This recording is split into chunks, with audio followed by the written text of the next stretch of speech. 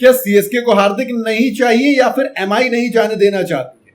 भाई सीएसके में हार्दिक के आने से एक दिक्कत भी एक स्टेटमेंट की वजह से आ गई है, लेकिन अब एमआई छोड़कर सीएसके का हिस्सा नहीं बनने वाले हार्दिक पांड्या, क्योंकि ट्रेड डील पर एक बड़ी ही अलग और फाइनली बड़ी अपडेट आई है। बड़ी अपडेट मतलब क्रेडिबल सोर्स से हार्दिक पांड्या की मुंबई इंडियंस छोड़ने की खबरें पिछले कुछ हफ्तों से लगातार सामने आ रही थी कि हार्दिक पांड्या की कप्तानी में मुंबई का जो हाल रहा उसके बाद सीएसके की तरफ वो चले जाएंगे, एमआई उनको छोड़ देगी।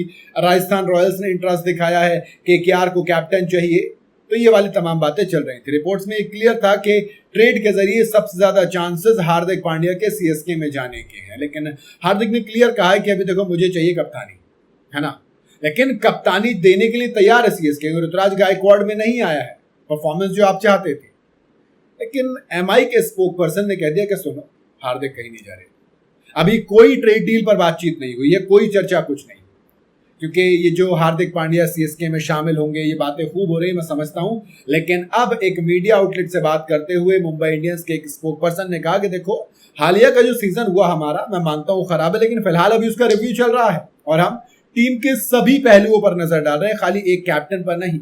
हम प्लेयर ट्रेड करने को लेकर किसी भी टीम के साथ अभी कोई बातचीत में नहीं है। ये सब गलत है, ये चीजें तभी पॉसिबल हो पाएंगी जब रिव्यू पूरा हो जाएगा, उससे पहले कुछ नहीं होगा। अभी ऑप्शंस पर बातचीत चल रही है, अभी और ऑप्शंस पर विचार किया जा रहा है जिसमें वक्त लगेगा, इसी वजह से अभी कोई भी फैसला नहीं लिया गया है। दरअसल पिछले कुछ दिनों में रिपोर्ट्स आई थी कि चेन्नई सुपर किंग्स और मुंबई इंडियंस के बीच हार्दिक पांड्या को लेकर ट्रेड डील फाइनल हो गई, प्लेयर प्लस कैश पर यह डील हुई है।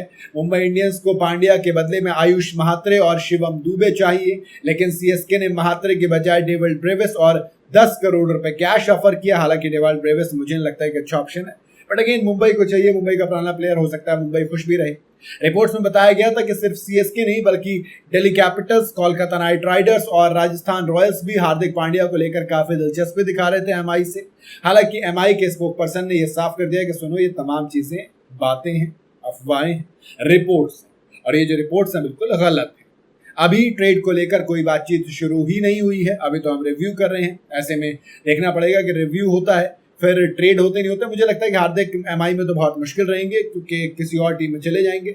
अभी कुछ महीने बाकी हैं, तो हो सकता है उन चंद महीनों में इसका जवाब भी आपको मिल जाएगा। बट मुझे लगता है कि हार्दिक पांड्या को अगर ट्रेड ही करना है तो केकेआर कर ले, क्योंकि केकेआर के पास अब कैप्टन है नहीं, वो वैसे भी कप्तान बदलना चाह रहे थे। अजिंक्य रहाणे ने तभी रिटायरमेंट लिया, अगर वो रहाणे को एज अ कैप्टन रिटेन करते तो मोस्ट प्रोबेबली वो रिटायरमेंट नहीं लेते क्रिकेट से। उनको इन्फॉर्म कर दिया होगा ना कि यार अब आपके साथ हो गया अपना, हम आपको रिलीज कर देंगे, और रिलीज होने से बेहतर है दूसरी जगह पिक होना। बेस प्राइस पे केकेआर ने ले लिया था, तो रिटेंशन हो ना हो हार्दिक की, ट्रेड होती है तो मेरे ख्याल से जाना चाहिए केकेआर को पीछे। बाकी आप बताइए सीएसके, राजस्थान रॉयल्स या फिर केकेआर, किस में आप हार्दिक को देखना चाहेंगे?